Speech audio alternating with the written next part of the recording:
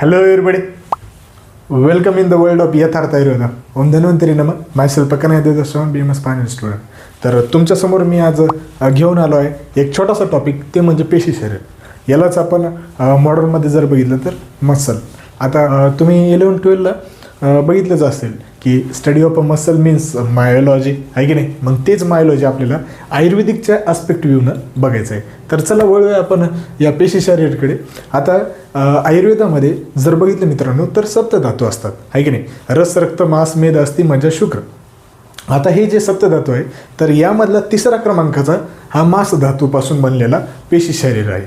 आणि यामध्ये तुम्हाला जे डिस्क्रिप्शन आहे, जे त्यामध्ये ज्या गोष्टी सांगितलेल्या आहेत ते बारकाईनं बघा आणि चांगल्या पद्धतीने तसंच शिका आणि तेच एक्झाममध्ये लिहा. तर त्यांची व्याख्या जर बघितली मित्रांनो तर पहिला मस्त पॉईंट त्यांनी सांगितलेले की त्यांची व्याख्या सांगून त्यांचे स्वरूप आणि उत्पत्ती सांगायची. तर आता आपण व्याख्याकडे जाऊया. तर मांस अवयव संघात परस्पर विभक्त पेशी उच्यते. मांस अवयव संघात, आता जे मांस धातूमध्ये जे मांस धातूपासून बनलेले आहेत परंतु ते विभक्त आहेत, अशा मांसपेशीला आपण मांसपेशी शरीर म्हणतात किंवा त्यालाच मांसखंड म्हणतात किंवा पेशी शरीर म्हणतात. तिन्ही नाव पर्यायी आहेत, तर ते लक्षात राहू द्या. तेच आपण पर्यायी नाव बघितलेले की मांसखंड, मांसपेशी किंवा पेशी म्हणतात. हे लक्षात राहू द्या. एकदम सोपं आहे आणि बेसिक आहे की नाही. जसे तुम्ही बेसिकपणे एक्झाम करता अभ्यास करता तशाच पद्धतीने हे बेसिक लक्षात ठेवा. त्याच्यानंतर आता उत्पत्ती जर बघितली मित्रांनो तर उत्पत्ती म्हणजे कसं की अनुप्रवेशम पेशीतम पेशी विभर्जते तथा शुश्रूषारिस्थान 4:28 हा श्लोक आलेला आहे. त्याच्यानंतर वायू पेशीतम मांस अनु प्रवेशम पेशी विभजते पेशी मांसखंडम. डलहन टीकाकारांनी हे सांगितले की जेव्हा समजा शरीरामध्ये मांस धातूमध्ये वायू प्रवेश करतो आणि वायू प्रवेश केल्याच्या नंतर ते मांसांचे विभाजन करतो आणि तेव्हा ते मांसपेशींची उत्पत्ती होते. अशा पद्धतीने त्यांनी चक्रपाणींनी शुश्रूषारिस्थानमधून ही टीका सांगितलेली. तर हे लक्षात राहू द्या. तशाच पद्धतीनं ते अनुप्रवेशम म्हणजे काय की वायू त्यामध्ये प्रवेश करतो, एवढं लक्षात राहू द्या. त्याच्यानंतर हे श्लोक महत्वाचं आहे. रसात रक्तम तत्व मास उन्मेद प्रजायते. शुश्रूषसूत्रस्थान 14:10 आलेलं आहे की रसात रक्तम मांस उन्मेद म्हणजे रसापासून रक्तधातूची उत्पत्ती होते, रक्तधातूपासून मांस धातूची उत्पत्ती होते, मांस धातूपासून मेद धातूची उत्पत्ती होते. असे करत करत शुक्रापर्यंत सप्तधातूंची उत्पत्ती होते. अशा पद्धतीने आपल्या शरीरामध्ये सांगण्याचा प्रयत्न केलेला आहे आणि तेच या श्लोकातून सांगण्याचा प्रयत्न केलेला आहे. तर आय होप की तुम्हाला हे सर्व समजलेलं आहे की नाही. एकदम बेसिक आहे, क्लिअर आहे आणि तशाच पद्धतीने लक्षात ठेवा. आता याच्यानंतर जर बघितलं तर नेक्स्ट मस्ट नो पॉईंट आहे ते म्हणजे पेशी पांचभौतिक होतं. आता पांचभौतिक कोणते, दोष, धातू आणि भाव त्यांच्यामध्ये कोणते असतात ते आपण यामध्ये बघू. तर त्याच्यामध्ये जर बघितलं मित्रांनो तर महाभूत प्रधानता जर बघितली याच्यामध्ये तर पेशीमध्ये पेशी महाभूत असून आता पांचभौतिक आहे, पेशी हे पांचभौतिक आहे परंतु त्याच्यामध्ये जर महाभूत प्रधानता जर बघितली तर पृथ्वी महाभूत प्रधानता आहे. हे MCQ लक्षात राहू द्या, आपले MCQ गेले नाही पाहिजे. त्याच्यानंतर आपल्याला दोषांचे स्थान सांगितले. तर या पेशीमध्ये मोस्टली कफदोष प्रेझेंट असतो, हे लक्षात राहू द्या. त्याच्यानंतर धातूचे स्थान जर बघितलं तर हे कोणत्या धातूपासून उत्पन्न झालेलं आहे, मांस धातूपासून. हे तर तुम्हाला कन्सेप्ट क्लिअर झाले असेल. त्याच्यानंतर भाव प्रधानता, भाव कोणते आहेत, आता याच्यामध्ये मातृज भाव आहेत. जसे की अस्थि हे पितृज भाव होते तर पेशी हे मातृज भाव आहे. लक्षात राहू द्या आहे की नाही. कन्सेप्ट क्लिअर पाहिजे, हो की नाही. ठीक आहे. तर चला समोर वळूया आपण. नेक्स्ट मस्ट नो पॉईंट आहे ते म्हणजे पेशी स्वरूप. आता पेशी स्वरूप म्हणजे काय सर, तर पेशी स्वरूप आता तुम्हाला मी सांगतो बघा. आता तर पेशी दीर्घम मास पेशाकारा चक्रपाणींनी हे श्लोक सांगितलेले. त्याच्यानंतर पुन्हा एक दुसरा श्लोक आहे की पेशा पुन्हा स्नायू आकृतयो मासमयम. इंदू टीकाकारांनी हे सांगितलेले. इंदू टीकाकारांनी जे आपल्याला श्लोक सांगितले मित्रांनो ते एकदम सोपं आहे. आता ते म्हणतात की जे पेशी असतात, जे पेशी शरीर असतात ते मांस आकृतीवर असतात म्हणजे ते स्नायू आकृतीच्या असतात, ते पेशा आकृतीच्या असतात आणि म्हणून त्यांना आपण मांसमय्य म्हणतात म्हणजे मांसपेशी म्हणतो किंवा त्याला आपण मांसखंड म्हणतो आणि त्यालाच आपण पेशी शरीर म्हणतो. अशा पद्धतीने त्यांनी हे स्वरूप सांगण्याचा उद्देश केलेला आहे आणि ते तुमच्यापर्यंत पोहोचलेले आहे, हो की नाही. आता समोर गेलो तर समोर आपल्याला क्लासिफिकेशन बघायचे म्हणजे जे त्यांचे प्रकार बघायचे. स्वरूप भेदाने सांगितलेले तर तेच पेशी स्वरूप भेदाने आपल्याला त्यांचे स्थान भेदाने श्लोक सांगितलेले. हे जर श्लोक पाठ केलं तर तुमचे सगळे प्रकार लक्षात राहतील. आता हे बघा हे MCQच्या दृष्टिकोनातून येते. तर हे श्लोक पाठ करा आणि छान पद्धतीनं लक्षात राहील, हो की नाही. तर हो हो सर आम्ही करतोच म्हणा, हो की नाही. आता जे करतात ते चांगलं, नाही करतात ते अजून सोन्याहून पिवळं. त्याच्यानंतर आता त्यामध्ये श्लोक आपण बोलूया. तर तासा बहलम पेलवम स्थूल अणु पृथु वृत्त रस्व दीर्घ स्थिर मृदू श्लेष्ण कर्कश भावा. बस इथपर्यंतच आहे. त्याच्यानंतर संदेह असती शिरा स्नायू प्रसादका यथा प्रदेशम स्वभावत एव भवंती. शुश्रूषास्थान 5:40 मधून हा श्लोक आलेला आहे की ते म्हणतात की हे जे स्थानभेदाने त्यांचे पेशीचे स्वरूप सांगितलेले ते टोटल 12 प्रकारचे आहेत आणि तेच 12 प्रकारचे आपण आता विस्ताराने बघूया. तर त्यामध्ये पहिले जर बघितलं मित्रांनो तर पहिले येते बहल. बहल म्हणजे लार्ज असतात आणि ते जाड आणि घट्ट असतात. Example pectoralis major. त्याच्यानंतर पेलव जर बघितलं तर ते स्मॉल असतात आणि नाजूक असतात. Example subclavius muscle. त्याच्यानंतर स्थूल जे बघितलं ते थिक असतात आणि ते मोठे व मासल असतात. एक्झाम्पल ग्लुटियस मॅक्सिमस. त्याच्यानंतर अणू जर बघितलं तर अणू हे बारीक आणि लहान असतात. एक्झाम्पल टेन्सर टिम्पॅनी. त्याच्यानंतर पृथू जर बघितलं तर पृथू हे फ्लॅट असतात आणि ते रुंद व विस्तृत असतात. रेक्टस ॲब्डोमिनस हे त्याचं एक्झाम्पल आहे. त्याच्यानंतर वत्त जर बघितलं तर हे राऊंड असतात म्हणजेच गोलाकार असतात आणि तेच आपल्या ओर्बिक्युलरिस ओरिस एक्झाम्पल सांगितलेले. त्याच्यानंतर रस्व जर बघितलं तर रस्व हे शॉर्ट आहे. शॉर्ट म्हणजे कसं की आखूड लिम्ब्रिकल्स म्हणतात आपण. त्याच्यानंतर दीर्घ जर बघितलं तर हे लॉंग आहेत म्हणजे लांब आहेत. एक्झाम्पल सार्टोरियस मसल आपली आहे की नाही. त्याच्यानंतर स्थिर जर बघितलं तर हे फर्म असतात, कमी हालचाल करणारे असतात. एक्झाम्पल कॉकिजियस. मृदू जर बघितलं तर हे सॉफ्ट असतात. सॉफ्ट म्हणजे कसं कोमल असतात. एक्झाम्पल आर्टिक्युलरिस जेन्यू.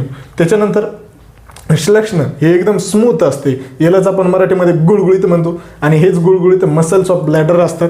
त्याच्यानंतर कर्कश जर बघितलं तर खरखरीत असते आणि हेच आपले खरखरीत कोणते असतात तर काफ मसलचे असतात.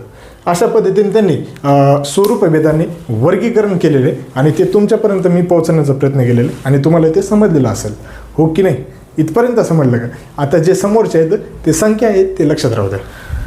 आता समोर आपल्याला काही पेशींचे जे मांसपेशी आहेत आपल्याला काही आचार्यांनी स्पेसिफिक म्हणजे त्यांची संख्या सांगितलेली आहे आणि तीच संख्या आपल्याला MCQसाठी हमखास विचारतात. तर ते काळजीपूर्वक आहे का, आहे की नाही. MCQ चुकायला नाही पाहिजे. MCQसाठी खूप महत्त्व आहे मित्रांनो. 20 मार्काचे MCQ असतात आणि तेच आपली पासिंगची स्ट्रॅटर्जी ठरवतात. त्यामुळं नीट चांगल्या रीतीने बघा. तर आता याच्यामध्ये जर बघितलं मित्रांनो तर संख्या सांगितलेली आचार्य चरकानुसार 400. आचार्य चरकानुसार 400 संख्या सांगितलेली पेशी शरीरची. त्याच्यानंतर सुश्रुतानुसार पुरुषामध्ये 500 आणि स्त्रियामध्ये 500 + 20 पेशी अधिक सांगितलेली आणि हे 520 असतात. तर लक्षात राहू द्या.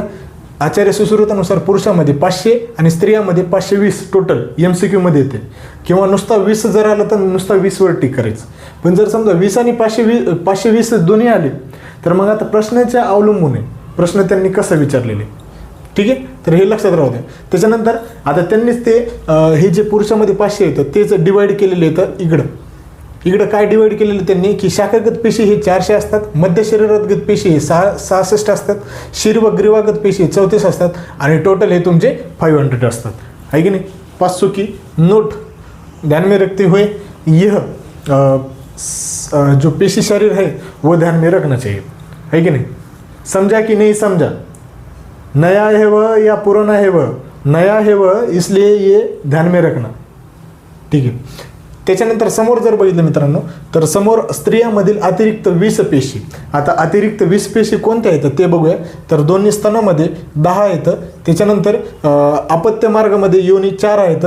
त्याच्यानंतर गर्भछिद्र संसरित हे 3 आहेत. त्याच्यानंतर शुक्र आर्तव प्रवेशमी जे की आहे त्याच्यामध्ये त्यांनी 3 संख्या सांगितलेली. असे टोटल मिळून टोटल किती येतं 20 आहे. हे लक्षात राहू द्या. हमखास MCQमध्ये प्रश्न विचारतात. तर अशा पद्धतीने हे सर्व संख्या त्यांनी सांगितलेले आहेत. आता समोर काही पेशींचे महत्त्व सांगितलेले आहेत आणि ते महत्त्व आपल्याला इथेच नाही तर आपल्याला चिकित्सा करताना पण ते महत्त्व उपयोग होतात. तर ते काळजीपूर्वक बघा. तर ते पहिला त्यांनी श्लोक सांगितलेले की शिरा स्नायू अस्ति पर्वांनी संधयश्च शरीरनाम पेशी बी संवृत्त अन्यत्र बलवंती भवंत्यत. शुश्रूषास्थान 5:49 मधून हा श्लोक आलेले आहे. ते म्हणतात की शिरा स्नायू अस्थि पर्व संधी या जे रचना असतात या पेशींनी एका ठिकाणी शरीरनाम म्हणजे एका ठिकाणी संवृत्त असतात त्या आणि ते एका ठिकाणी असल्यामुळे ते शरीरामध्ये टणकपणा मजबूत बनवतात आणि शरीराला जे आकुंचन प्रसारण एखादी विविध जे प्रकारच्या क्रिया आहेत ते करण्यासाठी मदत करतात. तरी हे पेशी त्यांना आवृत्त करून ठेवते. अशा पद्धतीनं हे त्यांनी श्लोकातून सांगण्याचा प्रयत्न केलेला आहे आणि जसंच तसंच लक्षात राहू द्या. त्याच्यानंतर समोर एक त्यांनी सांगितलेले की मांसपेश्य बलाय भवंती तथा देहिनाम अवष्टंभाय. सारंगधरांनी हा श्लोक सांगितलेले की ते म्हणतात की जे मांसपेशी आहेत ते आपल्या शरीराला बल प्रदान करतात आणि शरीराला अवष्टंभ म्हणजे सपोर्ट सिस्टम म्हणजे मजबूत आधार देण्याचे काम हे कोण करते तर मांसपेशी करतात. हे लक्षात राहू द्या.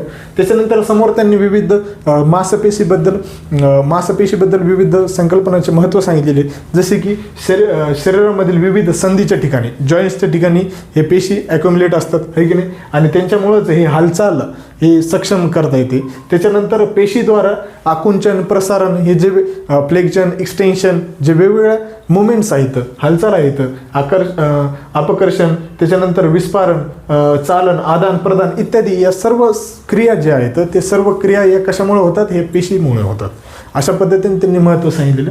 समोर याचेच तुम्हाला या पेशीचे जर बघितले मित्रांनो तर या पेशीमध्ये तुम्हाला वेगवेगळ्या प्रकारचे जे मॉडर्ननुसार ॲस्पेक्ट आहेत ते आपण मॉडर्नमध्ये बघूया. इथे फक्त आपल्याला आयुर्वेदिकनुसार लक्षात ठेवा आणि हे MCQच्या दृष्टिकोनातून येते.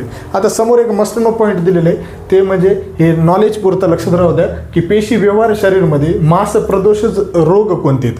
आता हे जे रोग आहेत हे तुम्हाला क्रिया शरीरमध्ये आलेले आहेत ते लक्षात राहू द्या की हे मांसामुळे कोणते रोग होतात. आदिमास अर्बुद मांसकील गलशुंडी गलगंड गंडमाला असे विविध प्रकारचे रोग आहेत ते यामध्ये ॲक्युमुलेट असतात हे लक्षात राहू द्या. त्याच्यानंतर पेशीगत रोगांची चिकित्सा सूत्र जर बघितली मित्रांनो तर वमनादी संशोधन करायला लावतात. त्याच्यानंतर त्याच्यामध्ये शस्त्रकर्म करायला लावतात, क्षारकर्म करायला लावतात, अग्निकर्म करायला लावतात, वेगवेगळ्या प्रकारची चिकित्सा त्यांच्यामध्ये करायला लावतात. आणि हेच पेशी शरीराबद्दल एकदम सविस्तर तुमच्यासमोर मी मांडण्याचा प्रयत्न केलेला आहे ते लक्षात राहू द्या आणि ते तशाच पद्धतीने तुम्ही लक्षात ठेवा. आता याच्यामध्ये जर बघितलं मित्रांनो तर तुम्हाला यामध्ये खूप साऱ्या गोष्टी आहेत जे की मस्तनो पण आहेत आणि ते तुम्हाला MCQच्या दृष्टिकोनातून आहेत. तर हे जशाच तसं लक्षात ठेवा आणि यामधले MCQचे मार्क गेले नाही पाहिजे. आता याची जी नोट्स आहे ती मी ॲज रिटर्न देणार आहे, त्याची काही चिंता करू नका.